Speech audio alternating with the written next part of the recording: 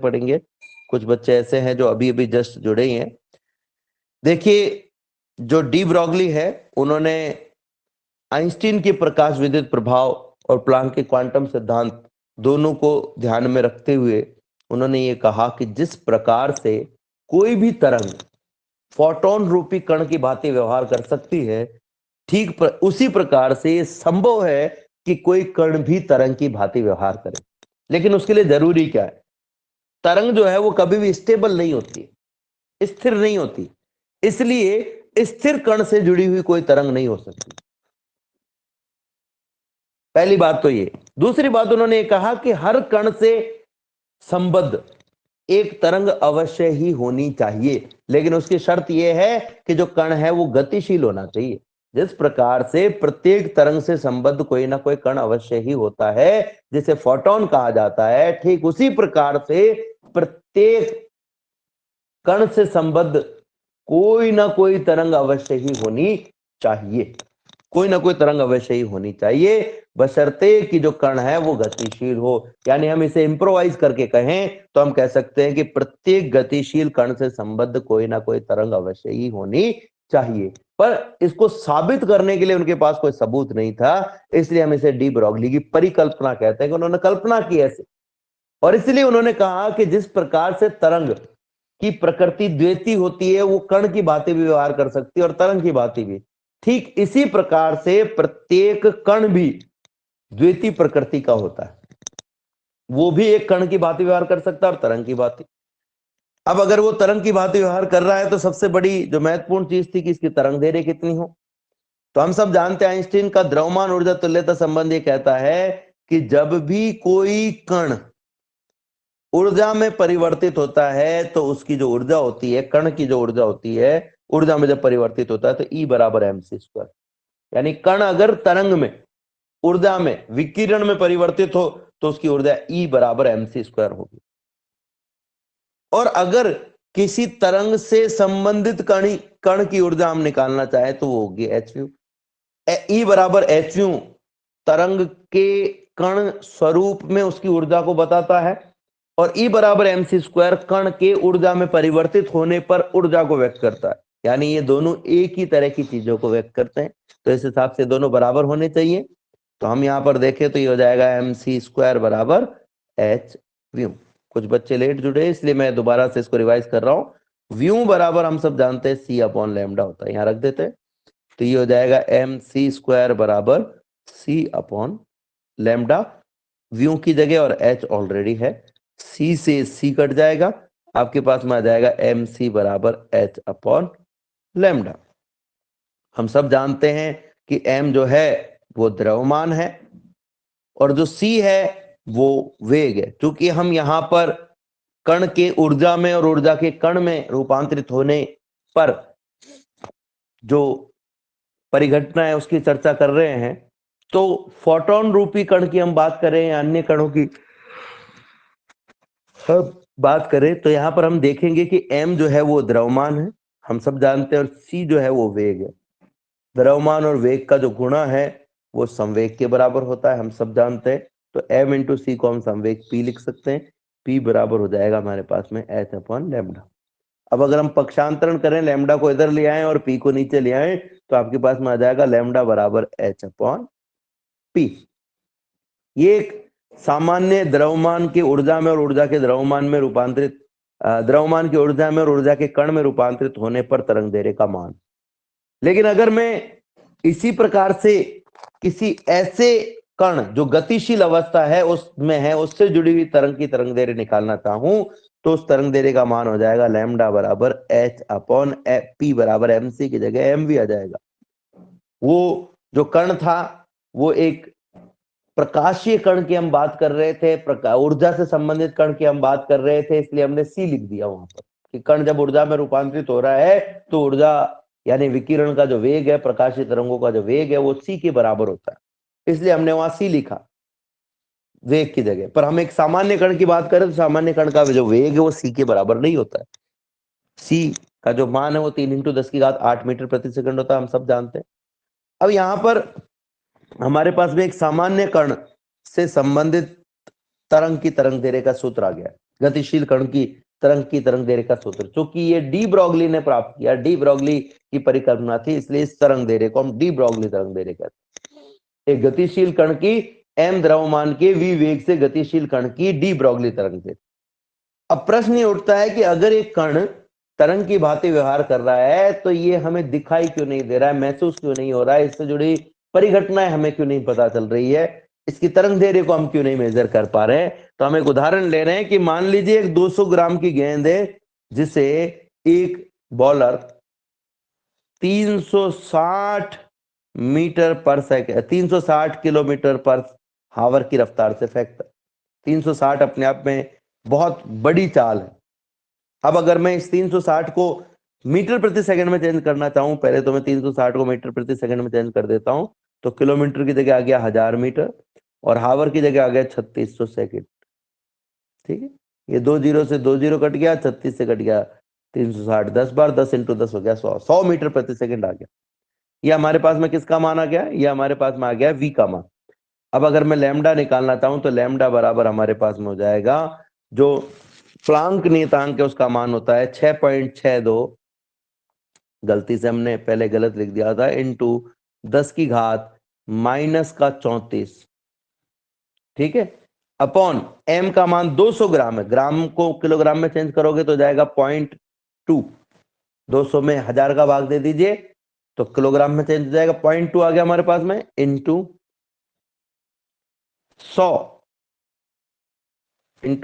100 metre पर second. मैंने अभी मात्रक नहीं लिखा, मैं केवल मोटी मोटी गणना करना चाह रहा हूं इसलिए। सबसे पहले तो इस 0.2 को अगर हम गुणा करें 200 से तो हमारे पास में 20 आ जाएगा, लेकिन गुणा नहीं, मैं इसे गुणा करूंगा, लैम्डा बराबर 6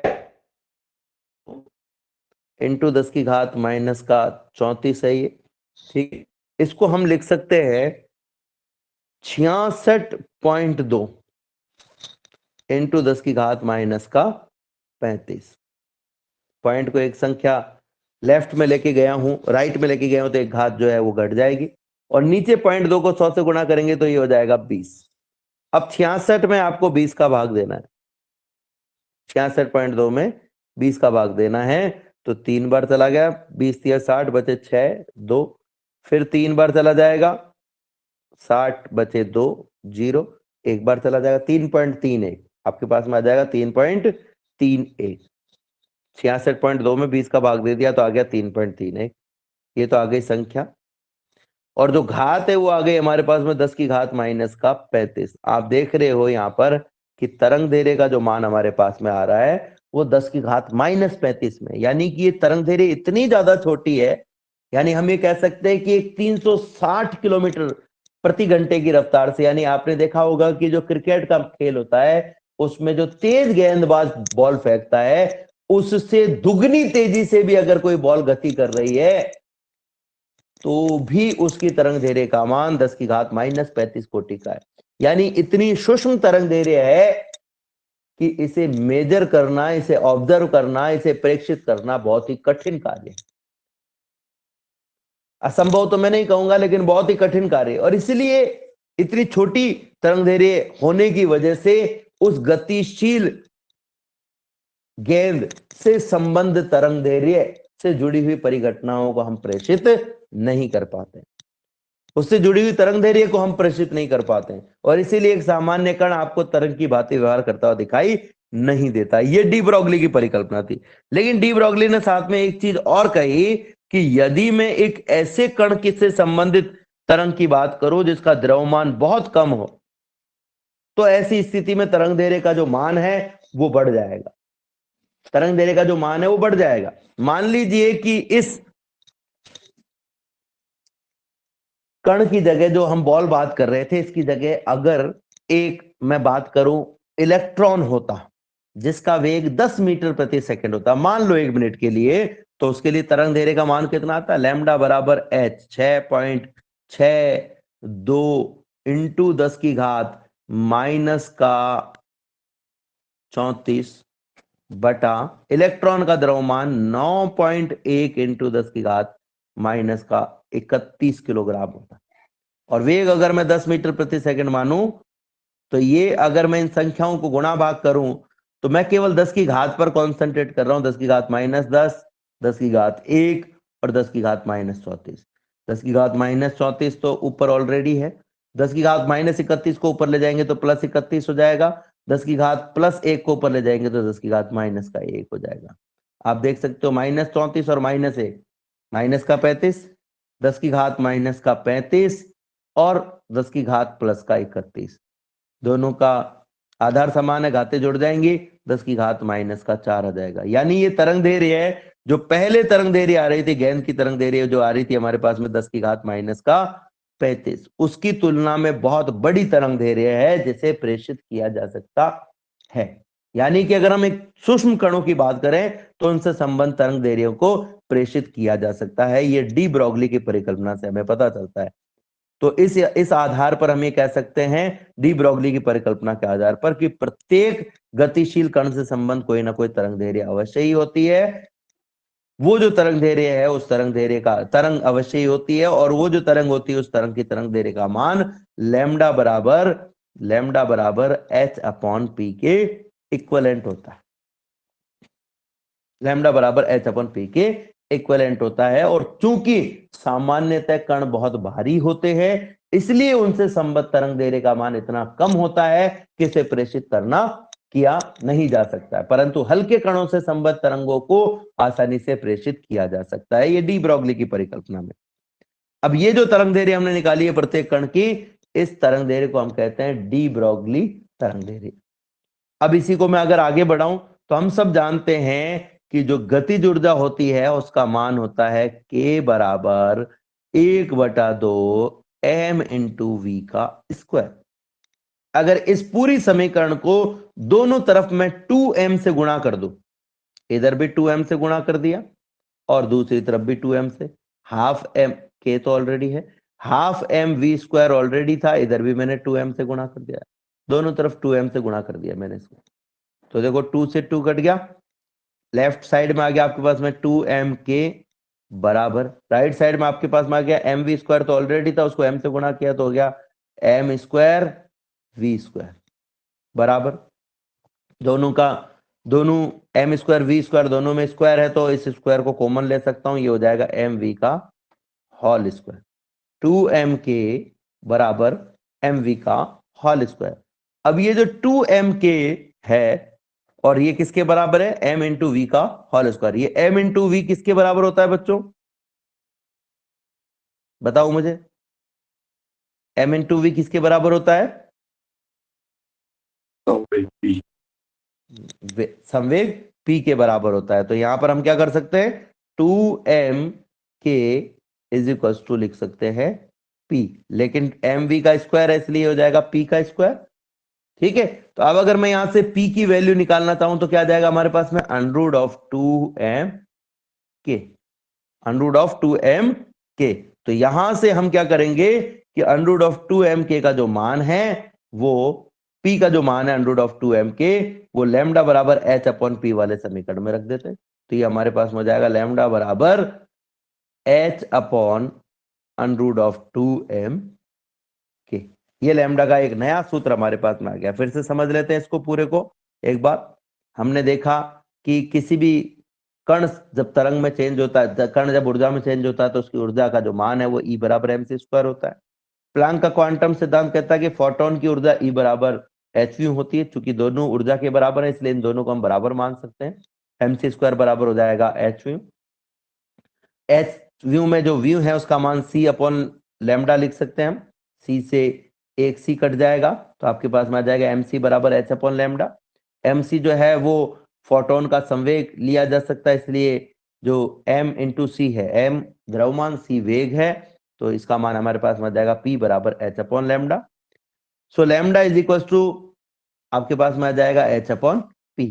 अब अगर हम गतिज ऊर्जा का सूत्र देखें तो वो हमारे पास में होता है 1/2 m इंटू वी का स्क्वायर, जैसे कि हमने अभी भी देखा था, बराबर के दोनों तरफ 2m से गुणा कर दो तो आपके पास में जो है वो आ जाएगा 2m into half of m v square बराबर 2m इंटू k।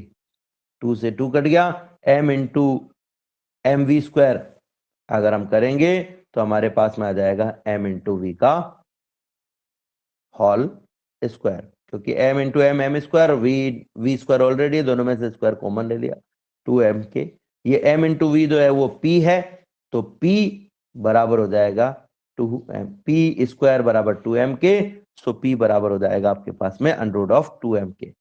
p बराबर अंडर ऑफ 2m के जो मान हमारे पास में है वो समीकरण नंबर 3 जो आपको स्क्रीन पर दिखाई दे रही है उसमें हम रख देंगे, तो हमारे पास में आ जाएगा लैम्डा बराबर h upon under of 2m के। अब ये जो k है इसका मान आवेशित कणों के लिए अलग रखना है आपको और अनावेशित कणों के लिए अलग रखना है। तो आवेशित कणों के लिए k का जो मान होता है हम पहले ही निकाल चुके हैं, गतिज ऊर्जा, किसी भी कण की गतिज ऊर्जा कितनी भी हो उसे रोकने के लिए आवश्यक विभव जो लगाया जाता है उसका मान होता है Q इंटू वी। इलेक्ट्रॉन के लिए E इंटू वी था और आवेश के लिए, अन्य आवेशों के लिए हो जाएगा Q इंटू वी। तो यहां पर हम कह सकते हैं जो K का जो मान है आवेशित कणों के लिए वो होता है Q इंटू वी। ये यहां पर रख दीजिए, तो लैम्डा बराबर आपके पास में हो जाएगा, लैम्डा बराबर हो जाएगा h upon under of 2m के। अब आप सोच 2m के में Q इंटू वी, आप सोच रहे होंगे कि भाई डायरेक्ट हम Q इंटू वी रख रहे हैं, यहाँ पे प्रकाश विद्युत प्रभाव तो ना प्रेक्षित हो रहा है कि भाई हम वहां वाला जो निरोधी विभव का कॉन्सेप्ट है उससे रख दें, लेकिन कोई भी आवेशित कण जब गतिशील अवस्था में है तो वो क्यों गतिशील है, डेफिनेटली उस पर कोई ना कोई बल लग रहा होगा, और किसी भी आवेशित कण पर जो बल लगता है वो विद्युत क्षेत्र के कारण लगता है, और विद्युत क्षेत्र जो है वो वोल्टा स्रोत यानी विद्युत ऊर्जा के स्रोत से प्राप्त होती है। यानी किसी भी कण की जो गतिज ऊर्जा है वो विद्युत ऊर्जा से प्राप्त होती है, इसीलिए हम कहते हैं कि K का जो मान है वो विद्युत ऊर्जा Q V के बराबर होगी। किया गया कार्य बराबर ऊर्जा, हमने पढ़ा था V बराबर W अपॉन Q, तो यहां से Q बराबर W बराबर हो जाएगा Q इंटू वी, यानी जितना कार्य किया जाएगा स्रोत द्वारा उतनी ही ऊर्जा उत्पन्न होगी, उतनी ही ऊर्जा उत्पन्न होगी, जितना कार्य किया गया है उतनी ऊर्जा उत्पन्न होगी, और ये ऊर्जा किस रूप में होगी, गतिज ऊर्जा के रूप में, इसलिए हमने लिखा K बराबर Q इंटू वी। ये गतिशील आवेशित कण के लिए। अब अगर मान लो यहां पर इलेक्ट्रॉन है तो Q की जगह E आ जाएगा, अगर प्रोटॉन है तो Q की जगह फिर से E आ जाएगा, क्योंकि प्रोटॉन का आवेश भी होता है और इलेक्ट्रॉन का आवेश भी होता है, लेकिन दोनों का द्रव्यमान अलग अलग होता है। अगर इसकी जगह अल्फा कण है तो अल्फा कण जो होता है वो हीलियम के नाभिक के रूप में होता है, और हीलियम के नाभिक में 2 प्रोटॉन होते हैं, तो अल्फा कण के लिए जो Q का मान है वो आ जाएगा 2 इंटू। तो हम अलग अलग तरह के कणों के लिए इसकी कैलकुलेशन करेंगे। सबसे पहले हम आते हैं विभिन्न कणों के लिए डी ब्रोगली तरंग दे रहे। देखिए बच्चों यहां पर थोड़ी सी कैलकुलेशन ज्यादा है, इस वजह से मैं डायरेक्टली यहां पर आपको समझाऊंगा, कैलकुलेट करके मैं नहीं दिखा सकता, क्योंकि ये कैलकुलेशन, चलो हम कोशिश करेंगे, एक कण के लिए हम कोशिश करते हैं, फिर आगे की कणों की बात करेंगे। इलेक्ट्रॉन के लिए अगर मुझे निकालना है तो सबसे पहले तो इलेक्ट्रॉन के लिए सूत्र हम देख लेते हैं क्या होगा। H बराबर हो जाएगा, सॉरी लैम्डा बराबर हमारे पास हो जाएगा, इलेक्ट्रॉन की डी ब्रोगली तरंग दे, परीक्षा में बहुत बार प्रश्न आता है कि इलेक्ट्रॉन की डी ब्रोगली तरंग दे रही है, ज्ञात कीजिए। केवल इतना सा प्रश्न आता है कि इलेक्ट्रॉन की डी ब्रोगली तरंग दे रही, ज्ञात कीजिए। तब आप क्या करेंगे, आप सबसे पहले लिखेंगे लैम्डा बराबर H अपॉन 2m के, under of H upon 2m के, और आप लिखेंगे इलेक्ट्रॉन के लिए K बराबर होता है Q इंटू वी, और Q की जगह डायरेक्टली आप चाहो तो E लिख सकते हो, क्योंकि इलेक्ट्रॉन का आवेश जो होता है उसको हम E लिखते हैं। तो हमारे पास में लैम्डा बराबर क्या हो जाएगा, H upon under of 2m E V। अब हम यहां पर मान रखने वाले हैं, लेकिन उससे पहले मैं इसको सेपरेट कर देता हूं, H बराबर under of 2m E under of V, लिख सकते हैं हम इसको इस तरीके से। तो अब हमारे पास में जो वोल्टेज है उसका मान तो नहीं है, लेकिन हमारे पास में H का मान है, हमारे पास में 2 का मान है, हमारे पास में जो M है उसका मान है, हमारे पास E का मान है, हम रख देते हैं यहाँ पर। तो हमारे पास में आ जाएगा लैम्डा बराबर H की जगह 6.62 इंटू 10 की घात माइनस का 34 जूल पर सेकेंड। ठीक है, ये हमारे पास में आ गया। नीचे देखते हैं हम, हमारे पास में अंडर ऑफ 2 इंटू m, द्रव्यमान का मान है 9.1 इंटू 10 की घात माइनस का 31 किलोग्राम, ठीक है। और जो ई है आवेश, उसका मान है 1.6 इंटू 10⁻⁻⁻ माइनस का 19 कूलाम। और ये जो V है इसका मात्रक भी मैं ले रहा हूं काम में, V यानी कि वोल्टेज, वोल्टेज यानी कि जूल प्रति सेकंड, प्रति कूलाम, सॉरी, ये भी मैं यहां पर काम में ले रहा हूं, ठीक है ना। तो ये मैंने ले लिया है जूल प्रति कूलाम। मैं मात्रक को यहां लिख देता हूं नीचे, वोल्टेज का मात्रक भी मैंने काम में ले लिया है।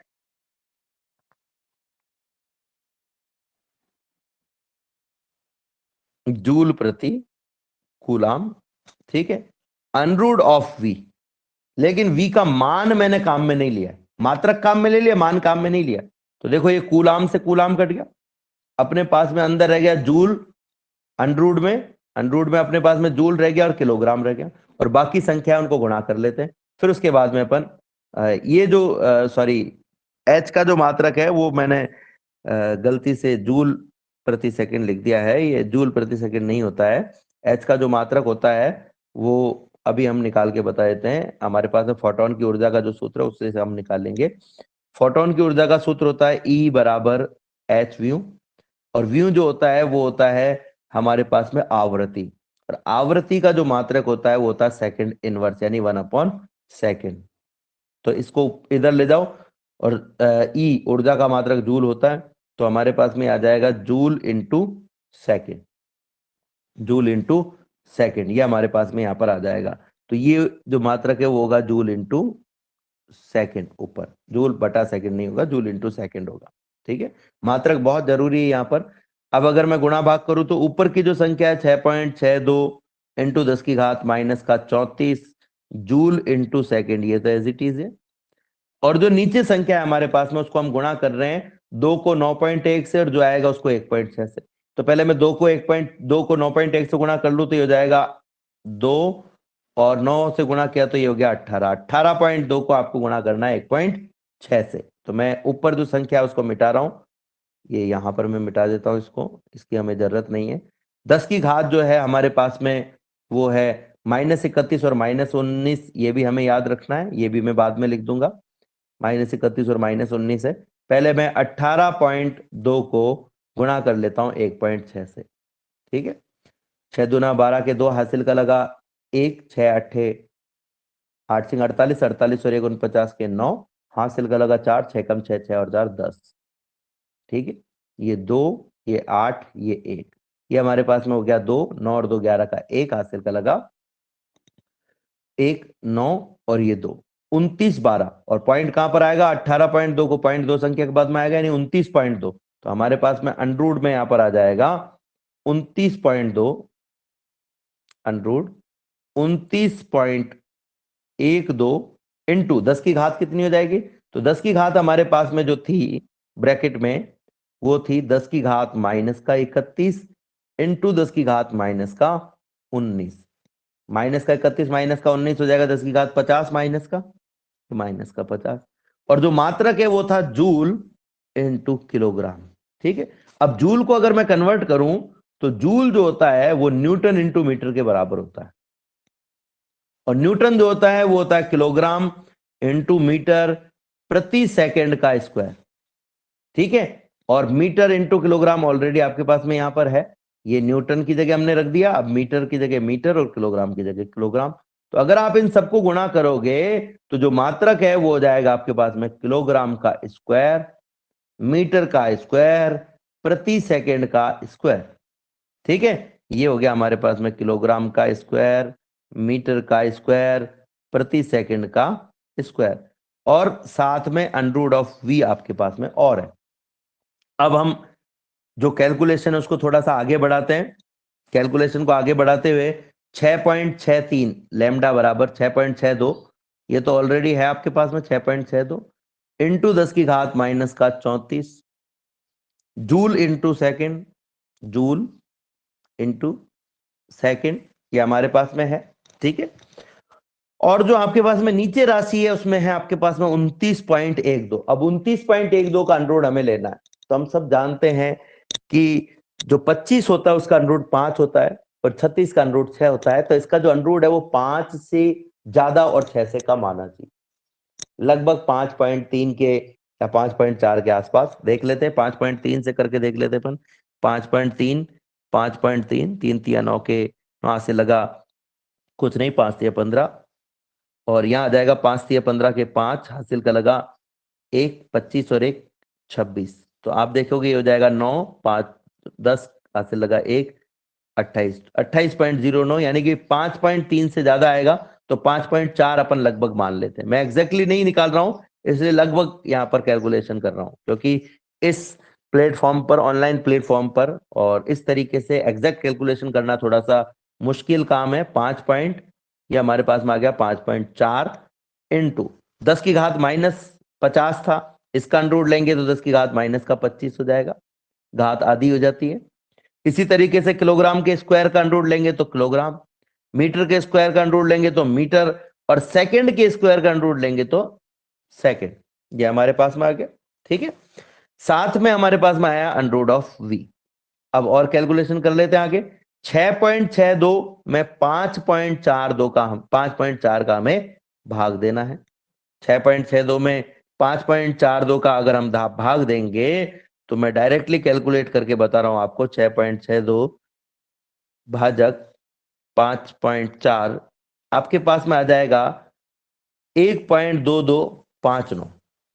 ये लगभग कैलकुलेशन की है मैंने, 1.2259 कैलकुलेटर से कैलकुलेशन करके बताई है मैंने आपको। लगभग आपको एग्जैक्टली करनी है वहां पर, और ये अंडरूट भी आपको एग्जैक्ट निकालना है लगभग लगभग। ऊपर लेके चले गए 10 की घात -25 को, -34 तो ऑलरेडी है आपके पास में, -34 इंटू 10 की घात -25 ऊपर चला गया तो प्लस का 25 हो गया, ठीक है। साथ में आपके पास में है जूल इंटू सेकेंड, तो जूल की जगह आपके पास में आ जाएगा किलोग्राम इंटू मीटर स्क्वायर प्रति सेकंड का स्क्वायर, और इंटू सेकंड। ये तो हुआ ऊपर का मात्रक। नीचे आपके पास में मात्रक में है किलोग्राम इंटू मीटर प्रति second into under root of v। Kilogram से किलोग्राम कट गया, सेकंड से एक घात कट गई, इस सेकंड से ये एक सेकंड और कट गया, मीटर से एक घात कट गई, तो सारे मात्रकों को हटा दे तो आपके पास में एक मात्रक रहेगा, वो रहेगा मीटर, ठीक है। लैम्डा का जो मान हमारे पास में आ रहा है उसको कैलकुलेट कर रहे हैं हम मीटर। तो आपके पास में आ गया ये लैम्डा बराबर 1.2259 इंटू 10⁻⁻, माइनस का 34 माइनस का 25, कितना हो गया, -9, -9 metre upon under root of v।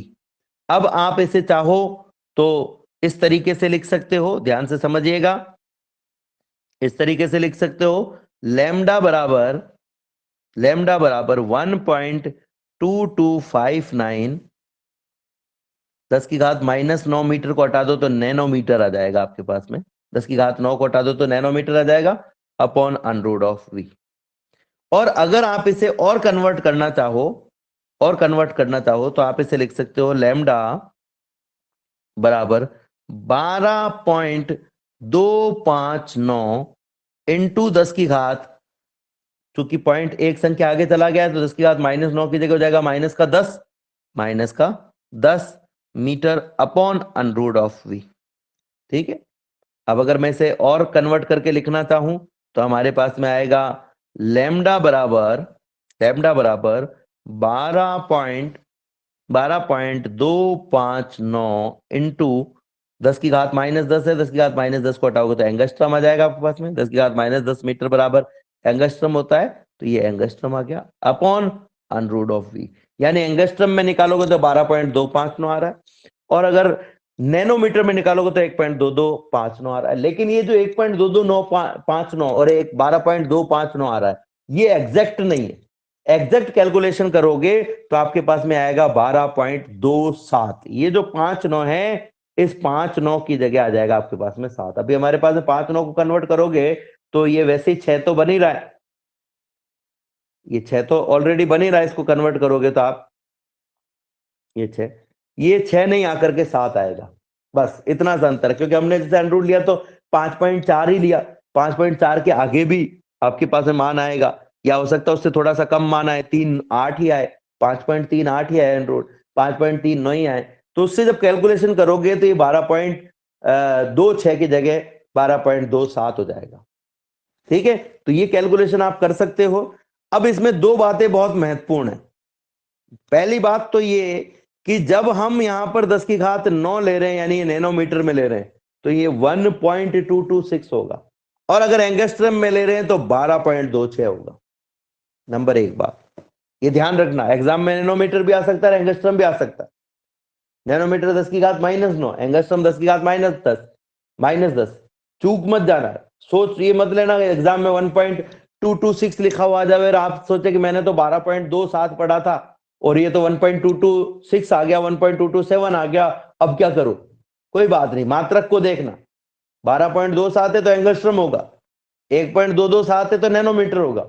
और दूसरी और सबसे महत्वपूर्ण बात है इसमें, बहुत महत्वपूर्ण बात बोल रहा हूं मैं, कि आपने यहां पर देखा होगा कि जो V है उसका मात्रक मैं ऑलरेडी यूज में ले चुका हूं, यानी कि अब कभी न्यूमेरिकल आवे इस पर तो आपको V का मात्रक नहीं लिखना है। जैसे एक न्यूमेरिकल आता है, 100 वोल्ट विभवांतर से त्वरित इलेक्ट्रॉन की तरंग दैर्घ्य ज्ञात कीजिए। कितना आता है? 100 वोल्ट विभवांतर से त्वरित इलेक्ट्रॉन की तरंग दैर्घ्य ज्ञात कीजिए। तो हम लिखेंगे लैम्डा बराबर 12.27 angstrom upon under of V। अब यहां अंडर ऑफ V का मान लिख रहा हूं मैं, 12.27 angstrom upon under of V का मान हम लिख रहे हैं यहां पर, अंडर ऑफ V का मान हो गया 100 वोल्ट। नहीं, गलत हो गया। गलत क्यों हो गया? क्योंकि V का मात्रक हम ऑलरेडी रख चुके हैं, तो अब हमें वोल्ट नहीं लिखना है। मैं बार बार आपको कहता हूं कि मात्रक हर जगह लिखो, मात्रक हर जगह लिखो, मात्रक हर जगह लिखो, लेकिन यहां पर आपको ध्यान रखना है कि मात्रक आपको यहां पर नहीं लिखना है। यहां पर आप क्या करेंगे? यहां पर आप लिखेंगे 12.27 angstrom upon under of V।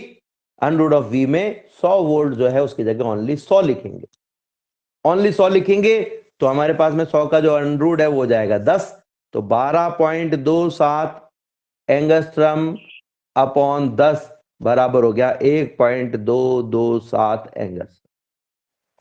ये हमारे पास में मान आ गया। बच्चों बहुत मुश्किल नहीं है, ये बहुत ही आसान है, आपको केवल कैलकुलेशंस करनी है। एक बार फिर से हम समझ लेते हैं। अगर हमें कोई कहे कि इलेक्ट्रॉन की डी ब्रॉगली तरंग दैर्घ्य का मान निकालो, तो इलेक्ट्रॉन का द्रव्यमान हम सब जानते हैं 9.1 × 10 की घात -31 किलोग्राम होता है। आवेश 1.6 × 10 की घात -19 होता है। हमने देखा डी ब्रॉगली तरंग दैर्घ्य का सूत्र लैम्डा बराबर h upon under of 2m/cv।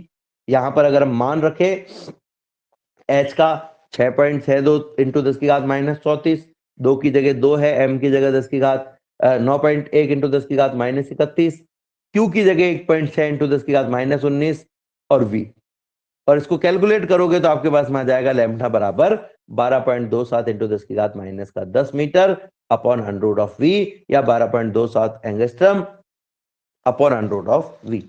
अब अगर आपको कोई कहे कि भाई यही मान प्रोटॉन के लिए निकालो, प्रोटॉन की डी ब्रॉगली तरंग दैर्घ्य ज्ञात करो, आपको ज्यादा कुछ चेंज नहीं करना है। यहां पर आपने इलेक्ट्रॉन का द्रव्यमान रखा है, इलेक्ट्रॉन की जगह प्रोटॉन का द्रव्यमान रख दो 1.67 × 10 की घात -27, और जो इलेक्ट्रॉन का आवेश है उतना ही प्रोटॉन का आवेश होता है, तो प्रोटॉन का आवेश भी 1.6 × 10 की घात -19। फिर कैलकुलेट करेंगे तो प्रोटॉन के लिए डी ब्रॉगली तरंग दैर्घ्य का मान आ जाएगा लैम्डा बराबर 0.286 angstrom upon under of V। ये आप ज्ञात कर सकते हो।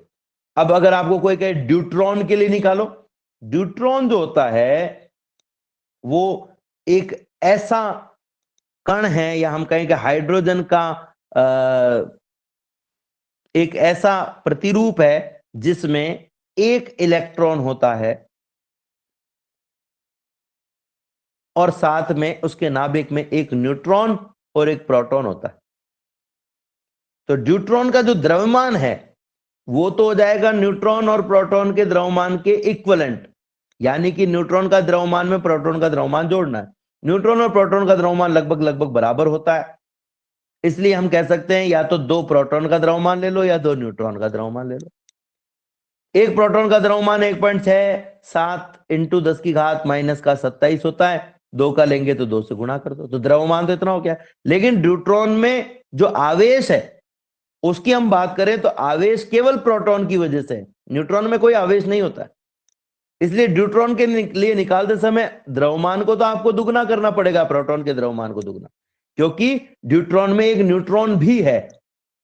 न्यूट्रॉन एक ऐसा परमाणु है, हाइड्रोजन का एक ऐसा प्रतिरूप है जिसमें एक प्रोटॉन और एक न्यूट्रॉन होता है। तो द्रव्यमान निकालते समय तो इन दोनों को जोड़ना पड़ेगा, लेकिन आवेश लिखते समय केवल आवेश प्रोटॉन में होता है, न्यूट्रॉन में नहीं होता। तो अगर हम इसी फॉर्मूले में जो हम काम में ले रहे हैं H/2m⁴V, इसमें m का मान रखना चाहें तो वो 2 प्रोटॉनों के द्रव्यमान के बराबर होगा। तो देखो हमने 2 × 1.673 × 10⁻⁻27 रख दिया, और जो आवेश है वो एक प्रोटॉन के आवेश 1.10⁻⁻19 के बराबर रख दिया। अब इसको कैलकुलेट करना है, ज्यादा कुछ इसमें टिपिकल काम नहीं है। अगर यही काम मुझे अल्फा कण के लिए कहते तो हम कहते भाई अल्फा कण हीलियम का नाभिक होता है जिसमें 2 प्रोटॉन और 2 न्यूट्रॉन होते हैं। यानी द्रव्यमान निकालना है तो 2 प्रोटॉनों और 2 न्यूट्रॉनों का द्रव्यमान जोड़ना पड़ेगा। न्यूट्रॉन और प्रोटॉन का द्रव्यमान लगभग बराबर होता है, इसलिए या तो आप 2 न्यूट्रॉन और 2 प्रोटॉन की जगह 4 प्रोटॉन का द्रव्यमान ले लो और या 4 न्यूट्रॉन का ले लो, एक ही बात है। इन दोनों का द्रव्यमान लगभग बराबर है, इसलिए तो 4 प्रोटॉन का द्रव्यमान कितना हो जाएगा, एक प्रोटॉन का द्रव्यमान 1.673 × 10⁻⁻27 है, तो 4 का हो जाएगा 4 × 1.673 × 10⁻⁻27। तो यहां पर देखो हमने द्रव्यमान रख दिया। अब बात करते हैं आवेश की।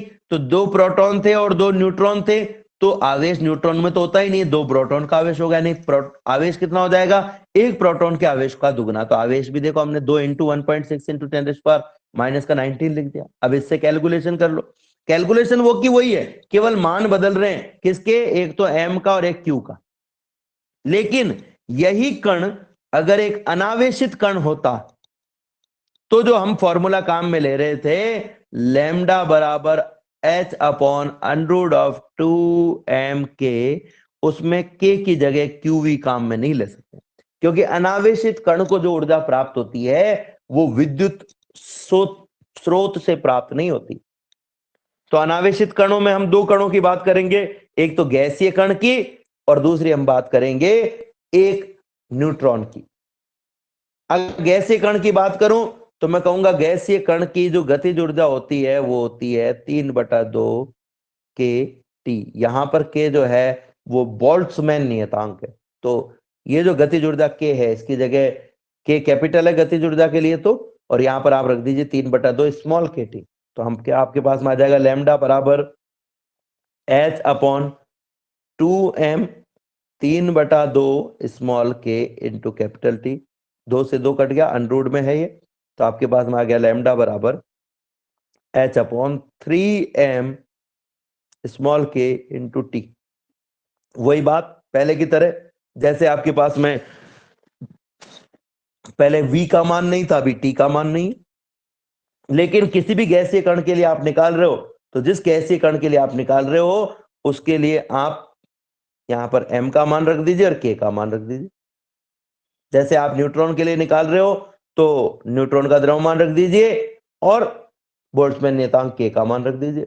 लेकिन न्यूट्रॉन में भी हम 2 तरह की बात करेंगे, एक सामान्य न्यूट्रॉन की और एक तापीय न्यूट्रॉन की।